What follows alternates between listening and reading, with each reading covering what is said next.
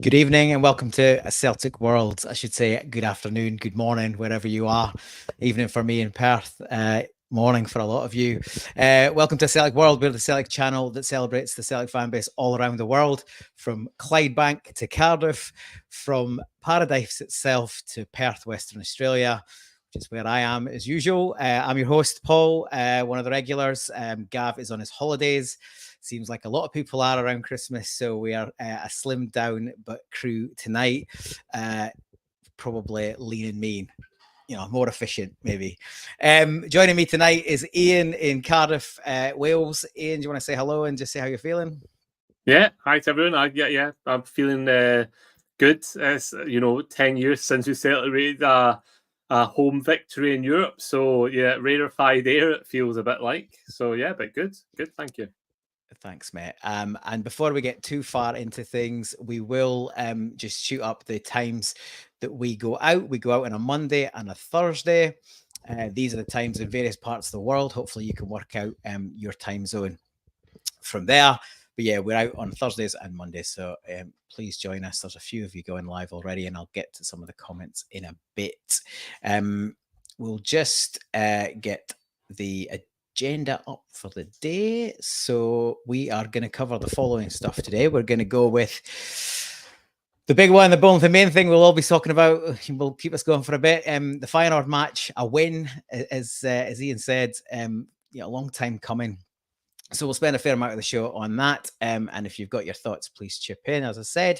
We'll then go into a bit of a player chat on some of the key personnel over the course of the match. Last night, or very early this morning. In my case, it was about 4ish, I think, in Perth. So same day still. Then we'll do a quick synopsis of how we feel the campaign as a whole went.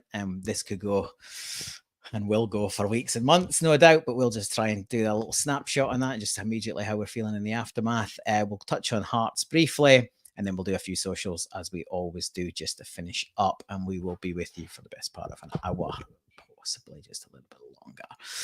So I guess without further ado, we will...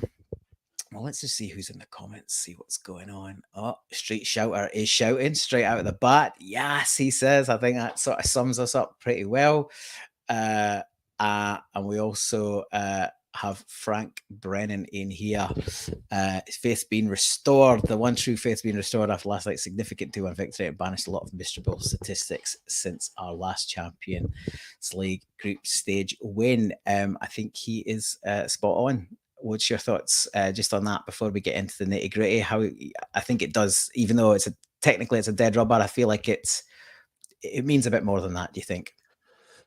Yeah, I think it is one of those things. I think you kind of saw not just the Scottish media, but the English media as well, starting because of Brendan Rodgers, obviously starting to pick up on that.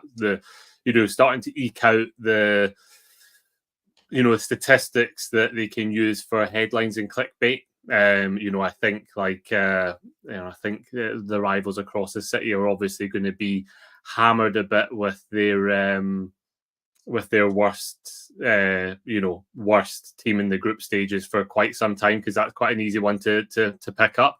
And we've kind of got that one off now. I mean, I don't know. We'll need to see how it comes out in the wash next time round, because I don't know how much it's actually affected, the statistics that they were using to say that Brendan Rodgers has got like the worst percentage, because you can spin it anyway, right? It's kind of that thing, but it's definitely good to get that win, because it means it resets that we haven't had a home win in 10 years. But hey, look, maybe they'll change it to one win at home in 10 years.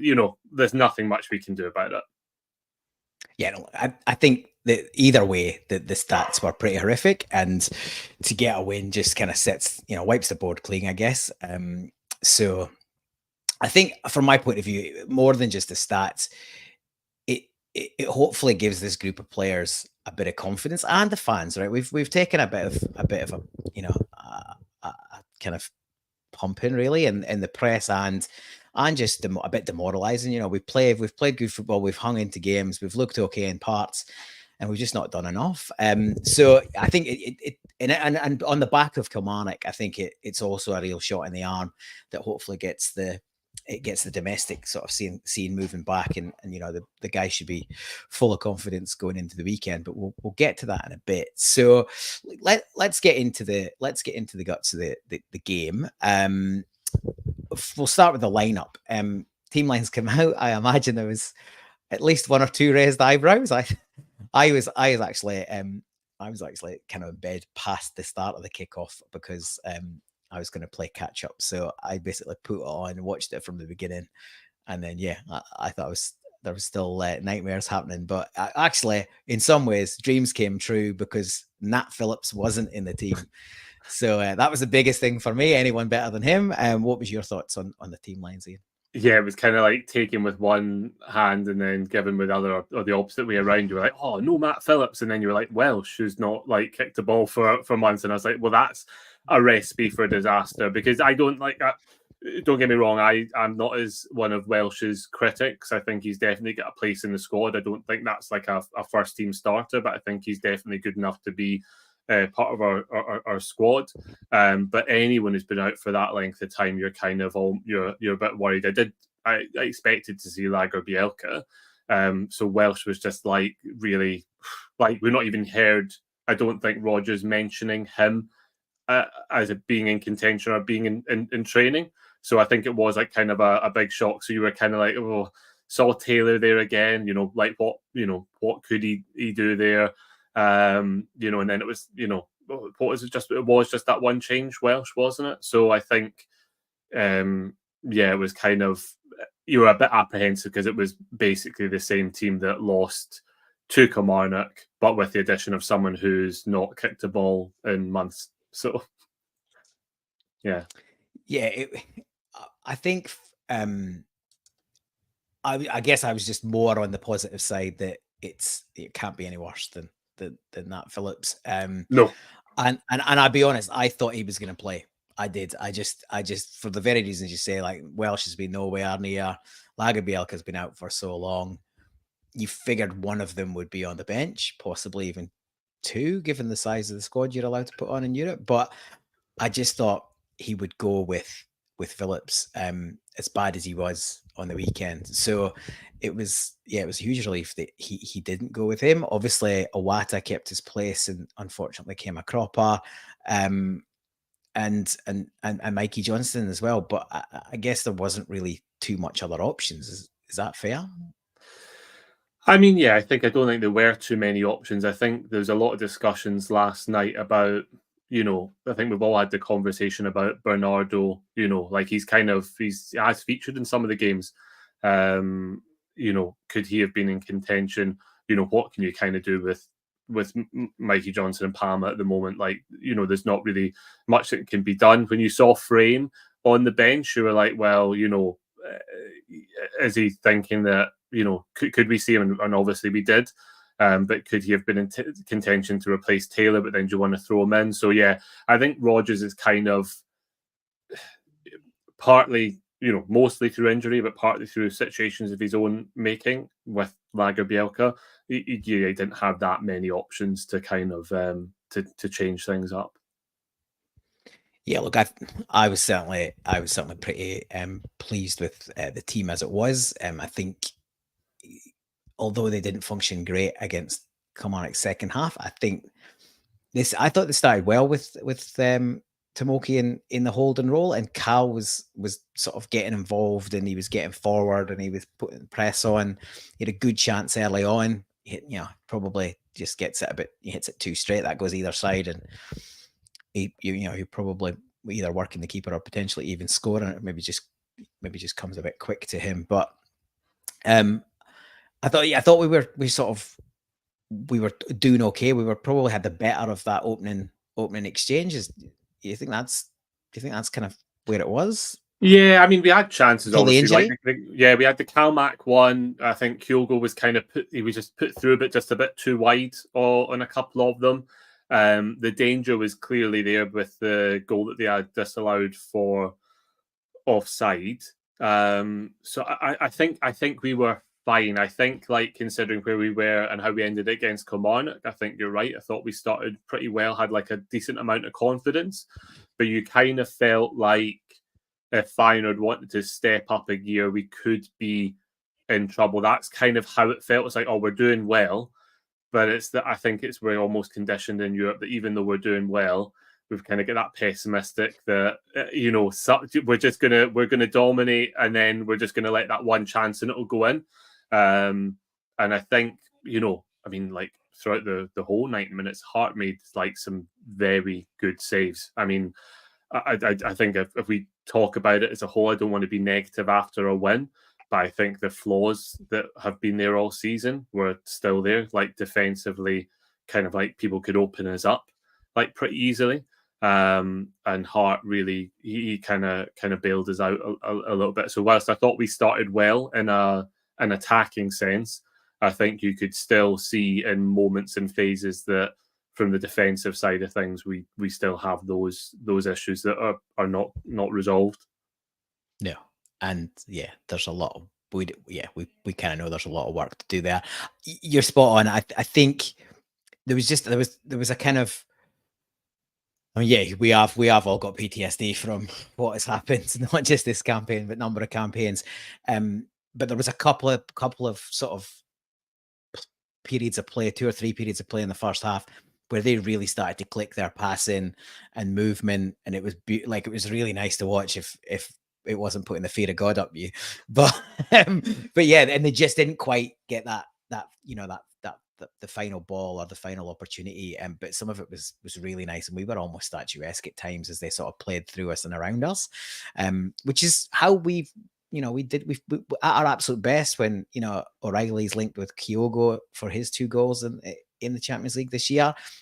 We've looked dangerous like that, but not often enough, and not as often and as regular and as consistent as we did under the previous regime, unfortunately. But that is a challenge. I think you're right. I think we struggled for a period after Tomoki got injured. It was a real shame because it looked relatively innocuous. He kind of got himself in front of the player, and I'm still not sure quite whether it was an impact injury or I think he did take a hit, but it looked to be accidental.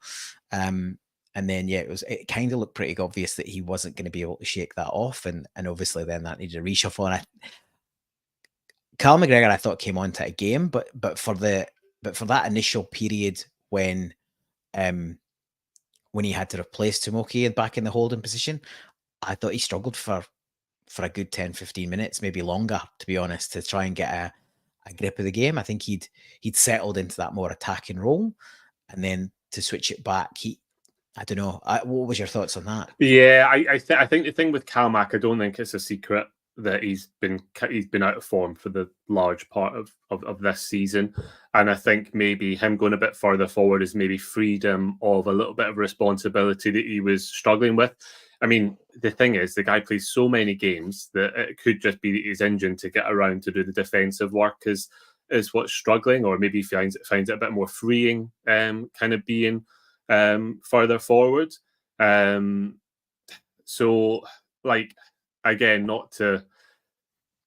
I mean, we'll come on to the players and the different performances and who was man of the match and things like that. I think, like, in patches, there were people who kind of played well, and picked up, and then there was the same, like you're saying, when Calmac had to drop back, he did like have that kind of shaky, like, little period and things like that. So yeah, I mean, I think you also have to appreciate with these guys, they have come off the loss of the Kilmarnock loss.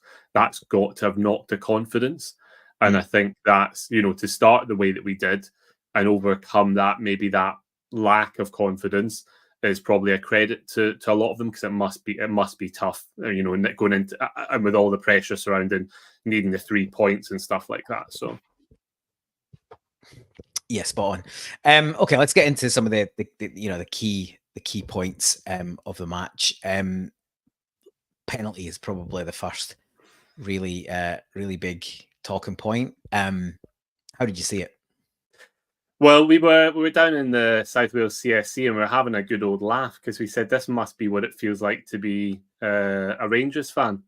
Do you know what I mean? Like getting a penalty for that, because I just don't. I mean, I just couldn't see us getting that sort of penalty in Scotland. And like, so to get it, like, it's clear as day. I mean, it's like he's pulled the back of his head and things like that, but it still feels quite shocking to get a penalty for that. Again, we're talking about conditioning.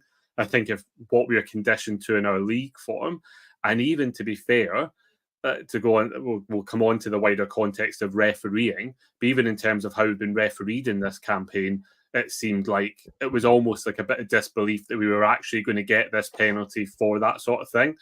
That being said, guy was stupid, right? I mean, it's like you get told not to by the referee. Does it say exactly the same time? Good on Scales for actually going down, because I think a lot of our players are too reluctant to do that. I did notice Palmer at one point, like, screaming, like, we do unfortunately need to do a bit more of that in Europe. It's been proven. So great that we did it. And then the actual penalty itself, Palmer gave the keeper the eyes, that he was going to go up to that top corner. So immediately the keeper is thinking, he's going to go one way, and then he hits it down the middle. Risky, but good that it paid off, and he can obviously hit a ball well. So fair play to him. Steve will be pleased. No fannying about. No stuttering run up. So yeah, it was a well struck penalty. I agree. It was just utter stupidity. I think you saw Arne Slot looking in his iPad laptop afterwards, and he was fuming. And you can only assume he's fuming with his player rather than the referee, because, to your point, he gets warned, he completely ignores it, he wraps both arms around, and he has a tug, and then he goes nuts when it gets given against him. And fair play to Lewis Palmer, because there was a lot of time between when the penalty was given and when he actually got the chance to strike it. They were obviously surrounding the ref. There was a few players messing around near the penalty spot. The goalkeeper took an age to go back. So yeah, he did really well under pressure. And I think at that point we probably just about deserved, the lead for our early play. As I said, rode our luck, but we probably showed a bit more intent than they had.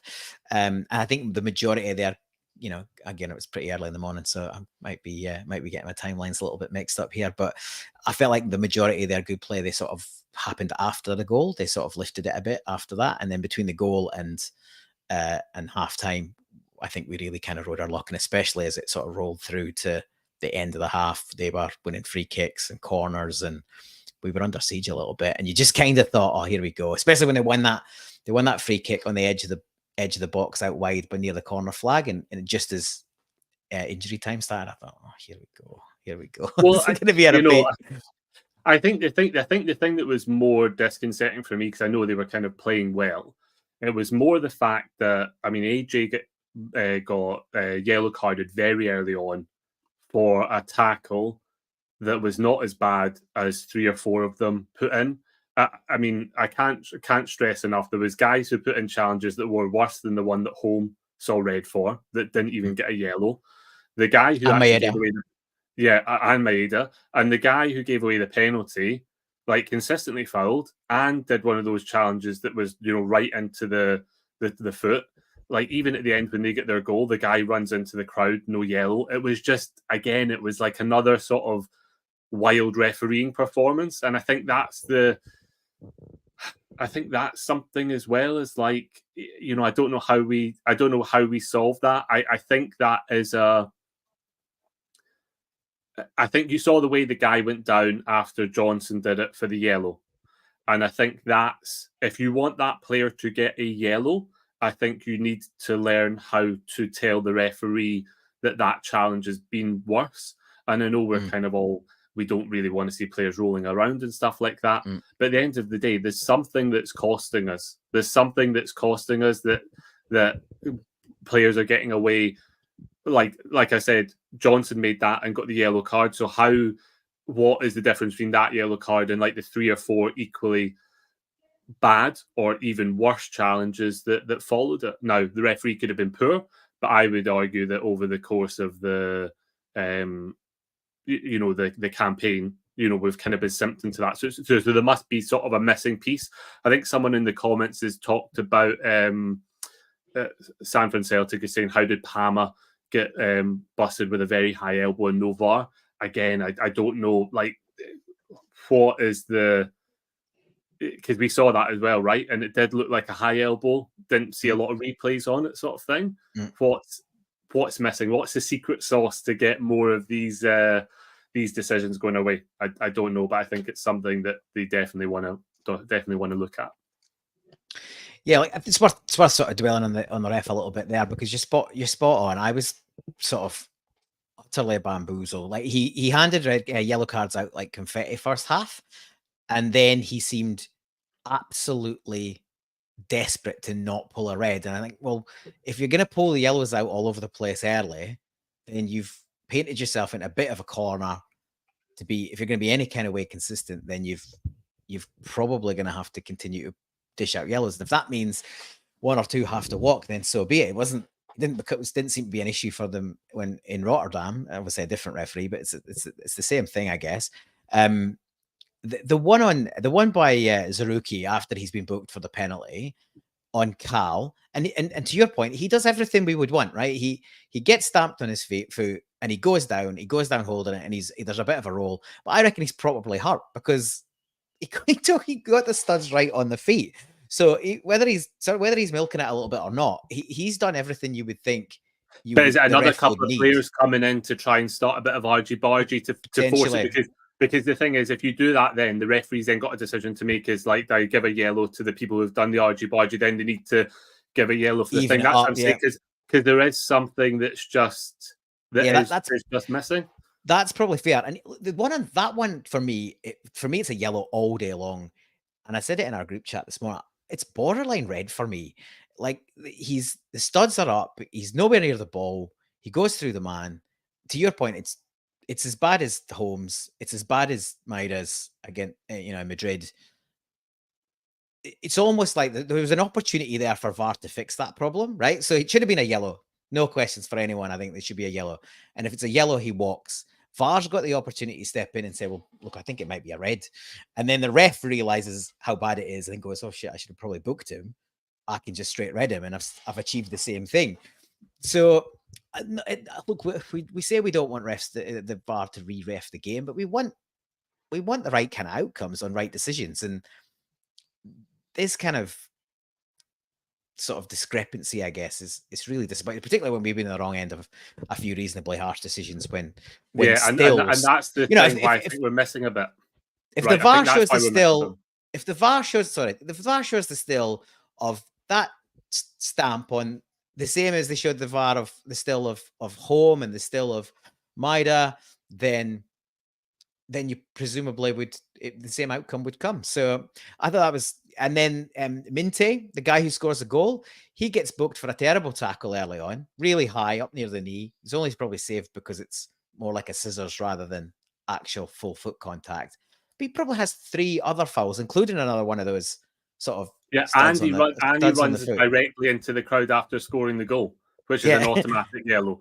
I mean, and all of those things. So there's 3 fouls. So you probably go, well, potentially on top up. One of them was probably at least a yellow, and he's in the crowd. So there's probably 2 opportunities for a second yellow for him. But some of those were before he actually scored. So he could have been off the pitch before he even got the opportunity to equalise.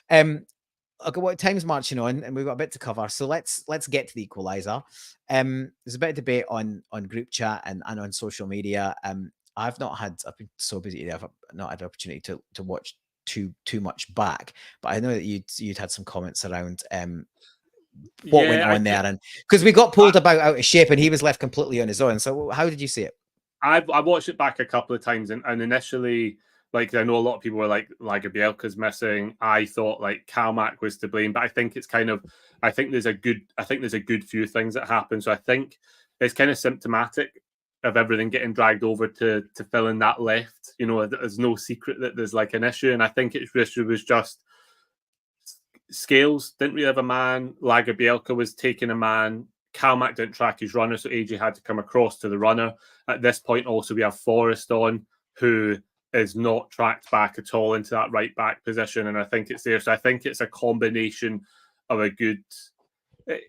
I think probably, given the way looking back at it, you have to give credit to Feyenoord because they've worked it to drag everyone over to one side and then leave that spare man at the back because not everyone is focused enough to do it. You don't think you can point to one person. I mean, I'm a little bit like Calmac should be tracking that runner back, but maybe I'm being a bit too harsh. But AJ has to come across to get that guy, otherwise he's free, and then he has to take the gamble and leave the person behind him, free. So I don't think it's a great goal to lose. I don't think it was a great time to lose, but I think the positive thing is the response from it. If it was like Calmac to blame for losing his man, I think he was one of the ones that kind of picked it up and drove us forward to get back into it. Nothing more to say about the goal. You have to say, guy who scored it should have been sent off.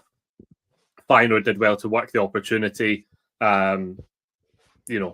Classic. You thought it was just going to be classic Celtic. We'll go on and we'll lose another one. Now it could be Lazio all over again. Yeah, and that was the worry. That was the worry. Welsh, we'll get into players. Obviously, he gets injured. Lagerbielke comes on. He doesn't have a whole lot to do. He's obviously, as you say, he's in the mix for the equaliser. And then at that point, I think it's sort of, my view is it's Carl basically dusted himself off and went, nah, not again. And he drove us on. And he had a mixed game up until that point. But I think from the point of the goal, he really stood up as a captain, and he sort of he helped drag us over the line, and he showed intent with the shot that he strikes brilliantly, and he just gets a little bit too much on it, and it pings off the bar and away. But that kind of got the crowd back up again, and it got the team up, and then we, for once, it's not us that's losing the late goal. We're actually getting one, and it's been a long time since we've had one of those in a Champions League night. I remember, I think the one that I remember that was kind of a bit of a late show was the Scotty McDonald one with against AC Milan. Yeah, and obviously it probably was a bit more important of a match, but it still, they felt a release in the stadium, and I was jumping about my living room. So yeah, do you want to talk us through the goal?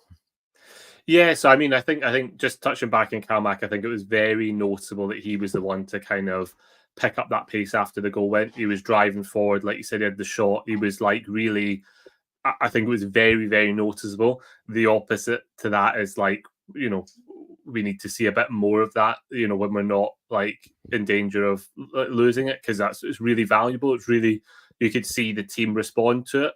I think the goal was a good one, was well worked one. I think AJ put it back into O'Reilly. Fantastic touch. I mean, like, genuinely, to pull that out the air, to have the composure, to ping it over to Lagerbielke, and for him to be there. Just a really good goal. And like, it's just sad that it's, the result didn't mean anything, because had that been like to even take us into the Europa League, it would have been even more chaotic than it was. I know some people are like, we shouldn't have really been celebrating this win like we do, but look, because it's a dead rubber. But at the end of the day, I think there's a more context around it, and I think it was like there was a big relief of emotion, and it's also an indication of the mentality of the group, because I think there was a bit of the under question about how Rodgers had the squad and the mentality and stuff like that. And I think that kind of said, no, look, they've got it in them to actually to do something here, like moving forward, even when down to the bare bones. So good goal, good to celebrate it. Yeah, great. Yeah, Michael's saying in the comments, no such thing as a dead rubber. Yeah, 100%. But and that was what the management and the players were trying to give that message through, and it's a fair point. Full house, people spent a lot of money on the 3-game packages. It would be easy just to kind of let it trundle out and peter out, but in the end, we've touched on the kind of the broader picture of why it's important. I loved O'Reilly's everything about it. So just like, you know, it sounds obvious and these basic stuff for professional players, but just the composure was the thing for me. So he keeps himself on side. He sees that there's a defender on the other side, you know, a bit deeper. He's pulled off into acres of space. He's then found really well. The skill to pull it down and sort of beat his man, hold his man off at the same time that's bits for me, that's class. But the cross from there is just to get his head up. And I saw the replay and the defender's just jumping and it's like skimming his hair to get it. It's just inch perfect with not much time to operate, right? The defender's right there on him. And then, Lagerbielke's got the easiest of finishes, but he had to be Johnny on the spot. And, you know, first goal for Celtic, what a time to do it. And Gav, again, he won't be pleased. Our leader doesn't like a knee slide, but I think it was valid in this point and an excellently executed knee slide right into the fan base. And he had a fan coming in that he kind of landed upon, and he will I think that was a problem all night. I think there was a good few fans that managed to get onto the pitch. Yeah, that was the main one I saw, but I've since, obviously that one everyone saw, but I've since seen on social media there was a bit of that going on, which is daft, and we'll get fined for that, but that's all right. We're used to the fines. I've heard a lot of people say, you know, you shouldn't be on the pitch, but it shows you the pure emotion, but you probably will pay for it with some kind of ban and a fine and all the rest of it. But it's a pretty cool photo, the photo of the two of them just coming in together. But great moment. And then we managed to see it out, which was the main thing. So that sort of takes us into the game. Like let's sort of, well, before we go much further, we've covered Carl, so we won't touch on him in the player review, but I guess in honor of his captain's performance, we do have a little tribute to the skipper. His name is Callum McGregor, and he loves the Sally forever. Yes, it's Callum McGregor. He picks up trebles like waves wash up pebbles in Mallorca. He'll manage us.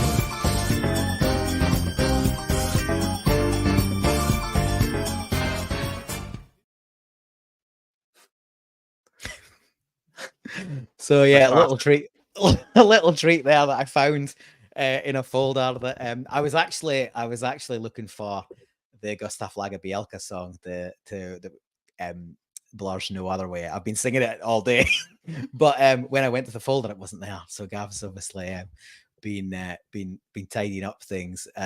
Obviously, Frank, as predictable as ever, sound down. He was a bit late with the comment, so I think he must have heard at least about a quarter or a third of that song. I sneaked it in on him this time. We've got a few people enjoying that one. Short and not so sweet for once. That's Frank again. David Reid enjoyed it. San Fran Celtic enjoyed it. We got some laughs here from Michael Ross. So some of the guys have enjoyed it, which is the main thing. But let's get into the player review. So obviously we've touched the captain. Who else do you think is worthy of a bit of sort of focus on this?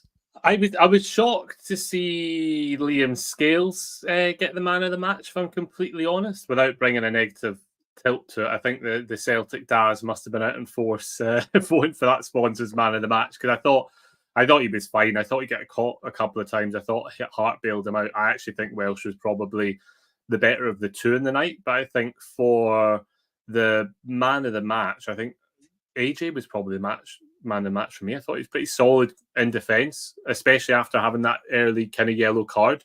Solid going forward. After our second goal as well, put his body in the line to stop that kind of last chance for Feyenoord kind of equalising. So I thought he was really good and looked kind of back to his best. So for me, I think he was probably my man of the match by probably a relatively good distance. I thought O'Reilly played well in patches. I think, like you say, he's always going to be a contention for the composure. I thought we were finding Kyogo which was pretty good. Palmer and Mikey Johnson, I think, at points, fine, but like it's a concern because they do kind of like Pam outside that penalty. I don't know what he did. Mikey Johnson retained possession, so that there's these sort of things. I think it was noticeable when Frame came on. I think we do have to kind of point to that. I think when Frame came on, I mean, like it was just, I thought it was weird to see a player that was so fast and mobile and was finding his man with passes. Like you could tell, like he was like a real breath of fresh air. And I think I tweeted out after the game, I said Lagerbielke needs to go into that team for Hearts, and so does Frame. I can see Lagerbielke going in. I can't really see Frame going in. But I tell you what, it wouldn't be a bad option to bring Frame in front of Taylor, because I think it might solve a little bit of an issue and maybe bleed him into the team. So I don't know, but I thought Frame showed enough to in a positive cameo, and I think the same with Lagerbielke. So yeah, showed no fear. Yeah. Agreed, and as does our mate Kaiser. Frame showed no fear, and that's spot on. And I think it was a pretty clever move. For obviously it was kind of forced. I think Palmer was injured and needed, or certainly struggling a little bit. But it was quite smart to put. He's a fullback, right? He's a left back at the level he plays at normally. But yeah, to your point, he should. And I had a bit of dialogue with somebody on Twitter this afternoon who said, why would you swap a winger for Greg Taylor? I was like, well, he's not a winger, right? He's come on. He's basically, how do you solve a problem like Greg Taylor? Play two left backs. It definitely shored up that side, but he was brave, and he took on his man. That's an experienced fullback he's up against, skipper as well. And I thought he did. I thought he did everything you want from a cameo from a 17-year-old kid, right? So I said a few weeks ago, if during this period until the window he couldn't find a way into the squad and into getting some minutes, then when would he ever get, when would it ever happen? And one of the puns are flying now in the comments. With Red Scotland Frame is in the picture as opposed to on the outside. Michael Ross, he's going to Frame as to be in the frame. San Fran Celtic, is Frame a left back? Yes, he is. He plays left back for the B side. I think the plan is to try and get him in, but in this case it would probably be a bit of a baptism of fire to try and put him in instead of Taylor. So to put him in front of Taylor and just sort of give us that bit more of a shore up, like I say,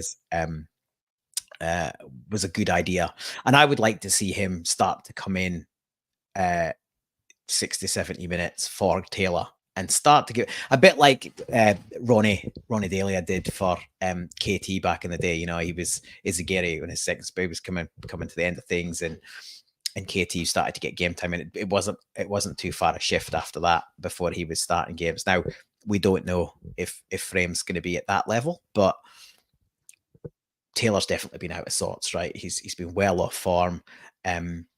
And I think just at a basic level, from what you saw of the short time he was on, like I said, the mobility and pace of him already seems like a vast improvement in that area. And it's like, even if he's decent at defending, that's probably going to be in a par with Taylor in his current form, and just adding things in terms of that mobility and pace, which I think kind of like we do miss a bit. And he found his man pretty constantly, Frame. To be fair, I mean, he was the one that won the corner by driving forward and trying to get to the byline and get that to the ball. And so, yeah, I thought he did really well.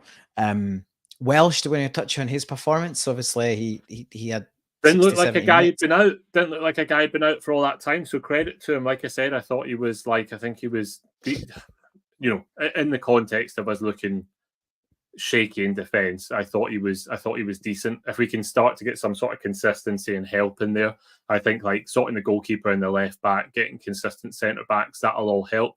Like I said, I'm not standing here saying that Welsh is a world beater, but I do think he's of a good enough level to fill in if we've got someone out, provided the first two are playing consistently and playing well. And I guess last question on that is, where do we? And this he wasn't in the Champions League squad, but where do you think that leaves Mike Nawrocki? Well, I don't know. It's because Rodgers said in his press conference, I think probably a couple of weeks ago, he was talking about Nawrocki and Lagerbielke having to wait their chance to get in there to prove that they've done it. So I guess, if you follow that thinking and Rodgers is true to his word, if Rodgers is true to his word, then Lagerbielke is now the one in command of that position because he's come in and he's performed. Philip should be nowhere near that team against Hearts. So therefore, it should be Lagerbielke. Now, there is also an argument, or Welsh. I mean, I'm assuming that injury is maybe going to set him back, but let's see. I mean, if Welsh is available, yeah. What I would say is, this might be the ideal opportunity to be moving Scales out to left back and having Welsh and Lagerbielke or Nawrocki in there. I don't know how many changes he wants to make, but I think there's like an option there. So I think that'll be an interesting team selection there, depending on who's fit and all the rest of it. Yeah, absolutely. Right. Well, we're 40 minutes in, and we've got 3 things to cover, so we will be rattling through these. Obviously, dust barely settled.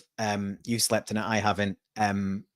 What's your overriding feeling on this campaign? This is where I'm going to be negative, and I want people to I am positive about the result, and I think it was good to get a result. All the rest of it, but I think it's pretty embarrassing that we didn't get out that group. I think from last night, I think it was embarrassing how many Feyenoord fans were in the home section and how audible they were at times. And I think that should be, I know our board just give the impression that they just do not care.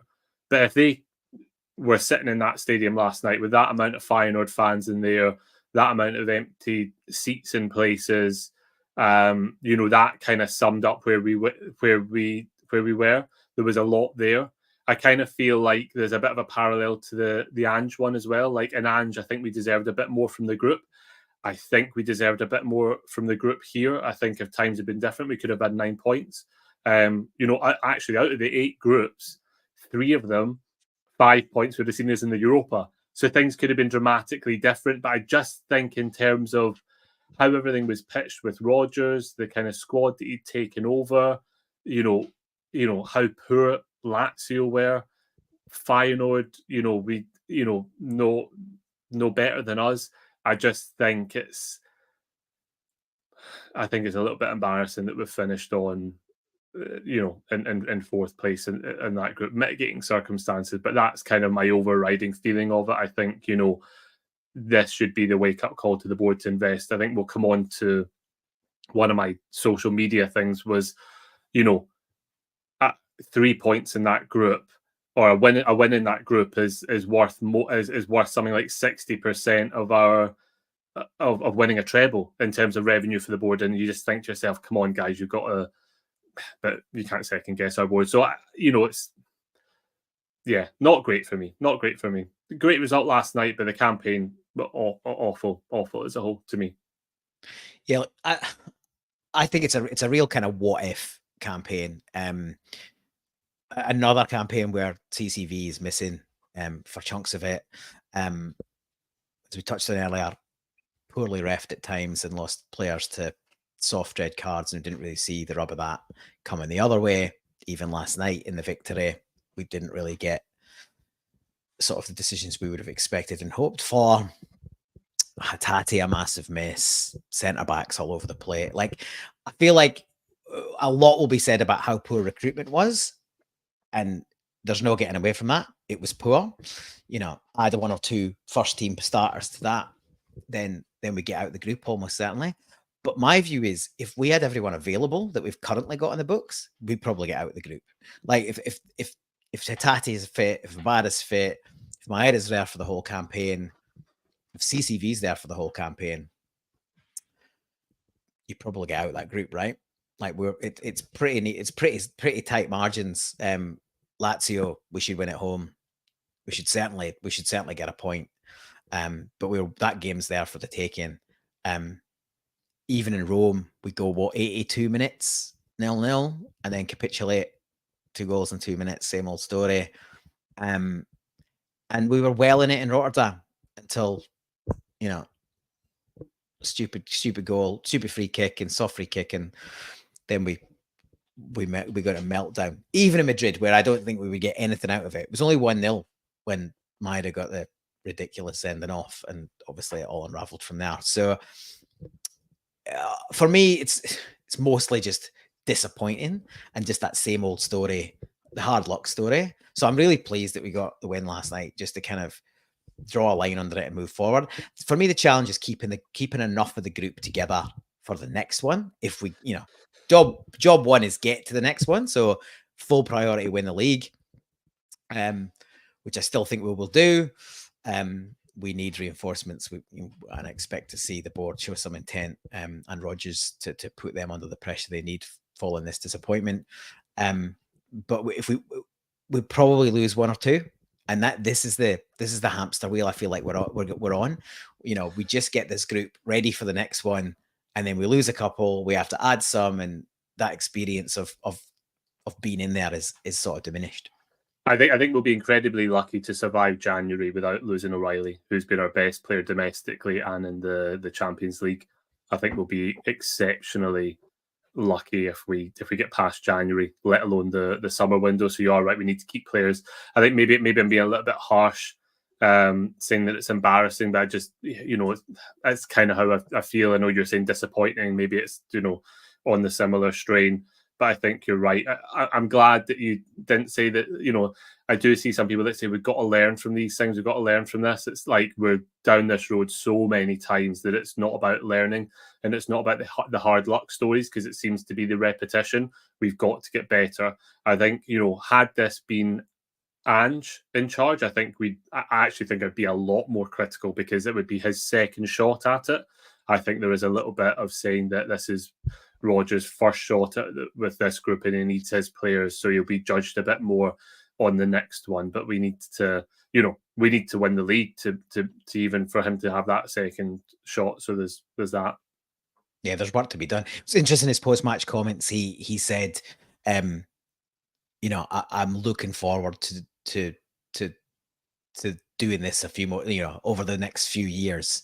So it's clearly the next few years sounds like more than 2, right? And he's only got 2 left in his contract. So I know we kind of. I mean, this is Brendan Rodgers. This is Brendan Rodgers. I mean, the guy is on another planet with some stuff. I mean, he's, you know, you could probably pick out 2 or 3 of his press conferences where he's contradicted himself over this time. So I wouldn't, you know, Brendan Rodgers will be here as long as he is performing. He shouldn't be immune to the criticism that has rightly come his way. You know, my one fear would be that the board would keep him around long to kind of deflect from them, like they did with Lennon, and there's definitely issues there. So, there's Glasgow Rebel thinking Matt Riley be here to the summer. I hope he's here to the summer, but I think, you know, given his form, I mean, like the guy has been our best performer probably in the Champions League. There's going to be people, you know, he's Denmark international now. Yeah, he's got the England. I absolutely get the case for it, Ian. I'm kind of in the same side. I hope Glasgow Rebels right. I'm on this side of the fence as well. I can see why you would be concerned, obviously, given how good he's been. I just think, not that the board seem to care too much about their PR, but that would be probably their worst PR decision. The worst PR decision since Juranovic, since Giakoumakis. If the right money comes in, Peter Law will be getting one of his sons to drive him down. One of his sons probably owns like some sort of taxi company or something, you know, or one of the Strackens, you know, one of the many families that are ingrained into the Celtic hierarchy. Well, yeah, fingers crossed we can. I think we like anyone that's a first team starter we need to keep them till at least the summer, and then we need to add a couple, at least, probably more than a couple. But yeah, well, that's fair enough on the campaign. That takes us up to Hearts. We've got 10 minutes, so we probably won't dwell on the Hearts game too much.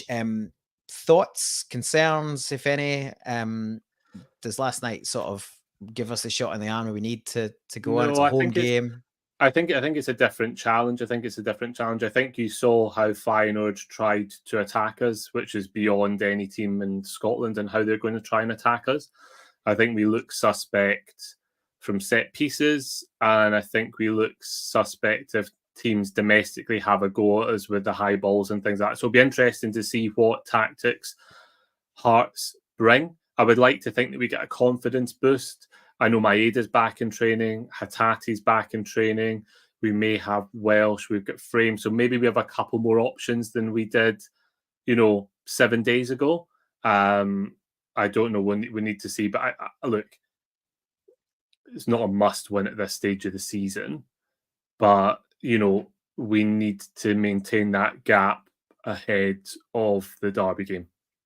So I don't really care how we do. I mean, look, the only thing I want to see from that team sheet is not see Phillips in there. I think if Phillips is on there, I think we're gonna have to take a couch and watch from behind that, because that'll really upset me right at the beginning. I think, who knows? There's been there's been a lot of chopping and changing, which I guess probably hasn't helped in terms of.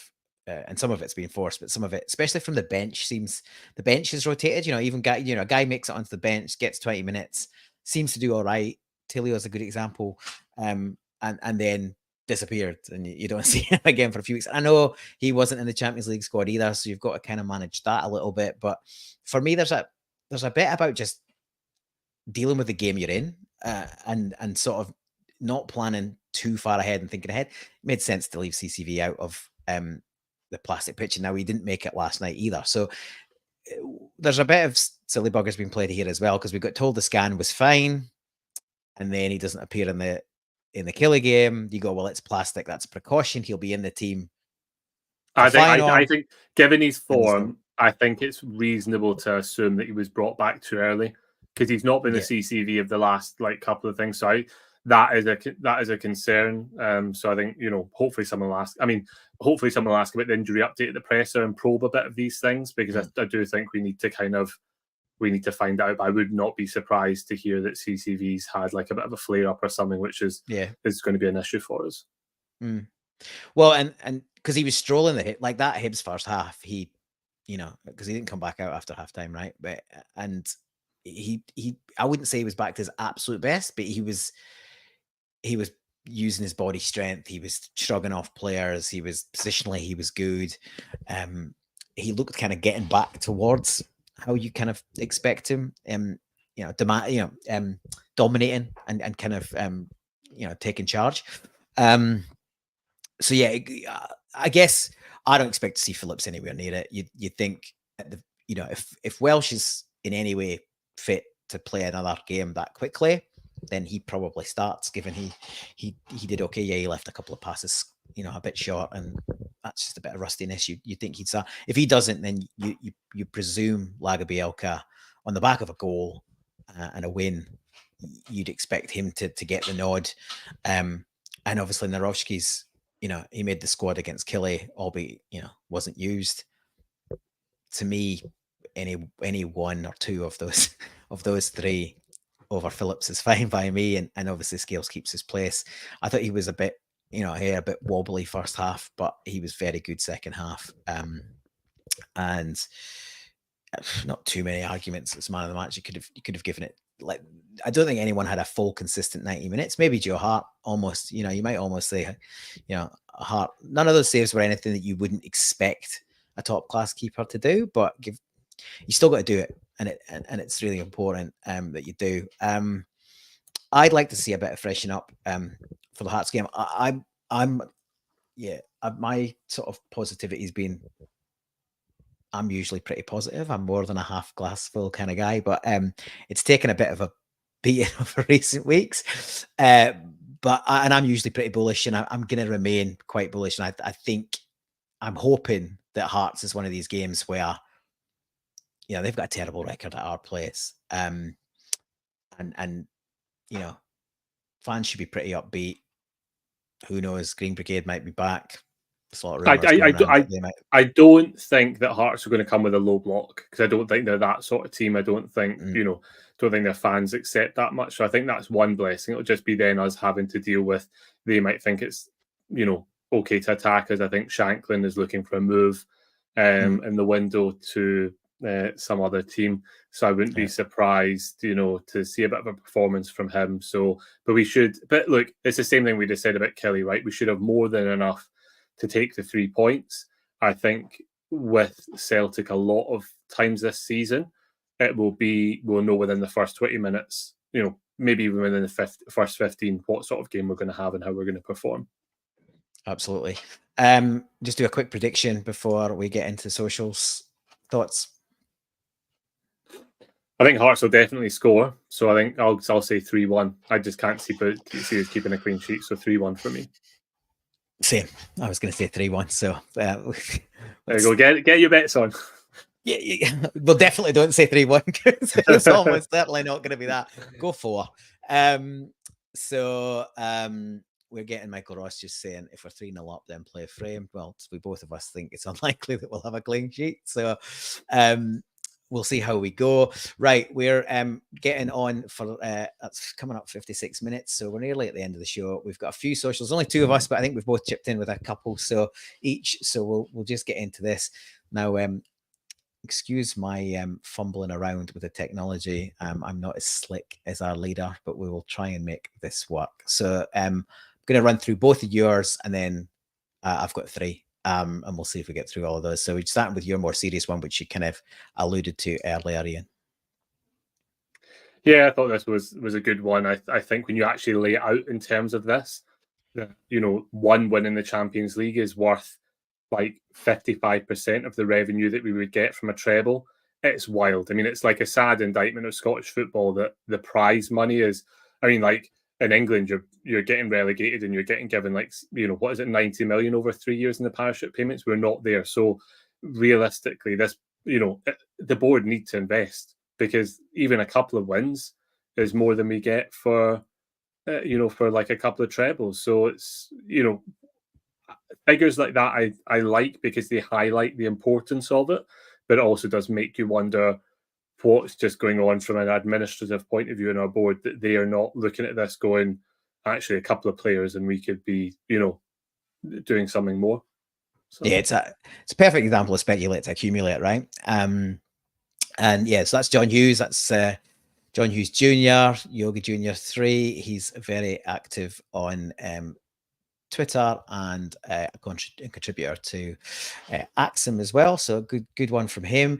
Give me 1 second. I will try and find your next one. Give me 1 second. We'll go.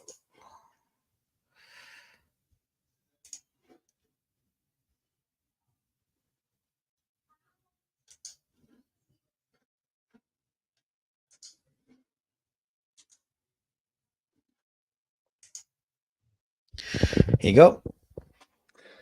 Yeah, this is actually one of the first tweets that I saw this morning from Fitz. He did give me a bit of a laugh, just because, you know, we've been given such an amount of stick, and I know we started the show talking about the statistics and things like that, and they can be spun anyway. And this is a good way to spin it, to put the noisy neighbours back in their place, because there's a reason that we're in the competition with the champions, and with the champions consistently. So we've been there to, you know, we've consistently been there to kind of be the victim of that kind of bad run. But at the end of the day, that puts it a bit into perspective that we are now in 0 days from watching our team win in the Champions League. They're on 4,793. You know, so, and even then, I'm not even sure, is that statistic, does that cover both clubs? Because I'm sure the new club has only been, I'm sure the new club's only been in one, and they're the worst team ever. So, yeah. Worst ever. So, yeah, I think it does probably cover both. Right, well, let's just see if I can get any slicker on the next one.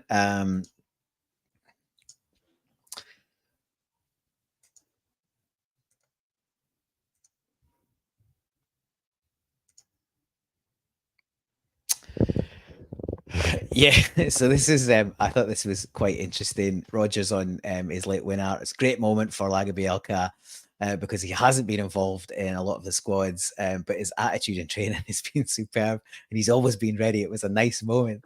And Mikey Boy, who I quite like his content, so I have no idea what to believe or think when Rodgers talks nowadays.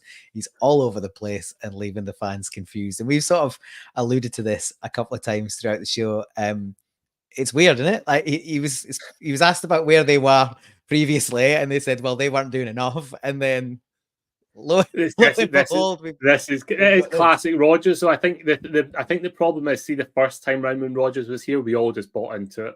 We all bought into it because he had us all. But now we're just like, hold on a minute, you know, and it just doesn't wash with us. So he's either going to need to get better at it, or we're just going to need to accept that he's just talking.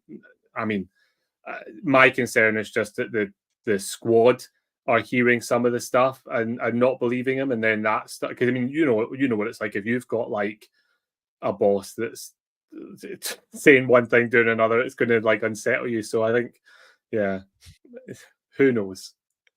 Yeah, I just thought it sort of encapsulated that in one perfect little tweet. So right now on to, I've got another one which I did enjoy this. This was this amused me to the fact where I actually retweeted it. So it's my tweet, somebody else's tweet. We're gonna say here.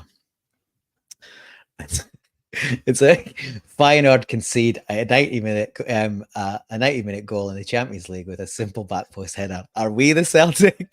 I thought it was class, absolute class. And they must be feeling like a bit daft with that one, but yeah, we the baddies, a perfect meme. So yeah, well done. I think Davey Vinian on the Loch is his handle, probably worth a follow, I reckon. I'll go back and do that. I enjoyed that. And the very last one for me, I will just bring this up. A favorite of mine, I mention all the time. I promise I am not in any way affiliated, but I just think his cartoons are great, and he's got some great memorabilia, and he's done Fit by Tweets. It is Fit by Tweets. But this is, I think, an awesome little bit of, one for a Christmas purchase.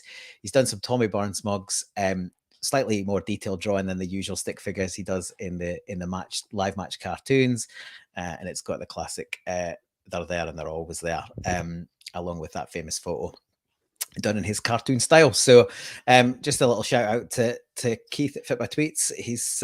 He produces a fair amount of awesome content, and these are available, I think, via his handle, and there's a shop and all of that. So little shout must out have for the Celtic Daz this Christmas.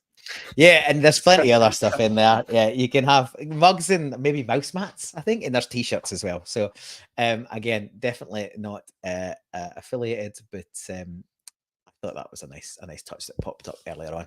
Well, look, that takes us just over the hour. Any final thoughts, Iain? No. Let's just hope we get these 3 points against Hearts and ride on the crest of that wave to the Derby game. So and look, to anyone, because I know there's been a lot of people saying like dead rubber, blah blah blah. Look, enjoy that last night. I know you can say the campaign is disappointing, but the fact we've gone 10 years without that win, and we've had the resilience to come back through and score that last gas to equalise it. If you can't enjoy that as a Celtic fan, you're in trouble. Spot on. David will be back hosting Monday. Gav is still on his jollies. I think at that point we might see him again this time next week.